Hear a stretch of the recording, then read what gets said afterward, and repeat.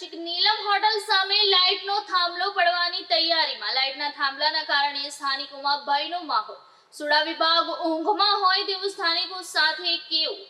RBI પણ ઊંઘમાં અને રસ્તામાં ખાડા કે ખાડામાં રસ્તા. આરબીઆઈ દ્વારા ટોલ પૂરું વસૂલ કરવામાં પણ કામગીરી નહીં. જનતા આક્રોશમાં જોવા મળી. સુડા વિભાગના અધિકારીની લાપરવાહીને કારણે ચોરીની તેમજ લૂંટનો બનાવ પણ બનવાની શક્યતા છે. હાલ તો પલસાણાથી કામરેજ સુધી હાઈવે નંબર નેશનલ હાઈવે 48 પર થાંભલાની લાઇટો નમેલી નજરે પડી. સારોલીથી કડોદરા સુધીમાં પણ અનેક લાઇટો બંધ. સાથે જ નીલમ હોટલની સામે પણ લાઇટો બંધ છે. કેમ જનતાના રૂપે મોજ સુડા વિભાગ કરી રહ્યું છે.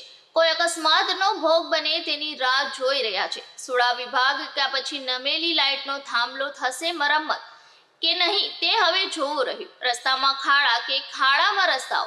પલસાણાથી ઉંબેડ કલાકોના ટ્રાફિકની સમસ્યા થતી હોય છે, પરંતુ ખાડા પુરાતા નથી.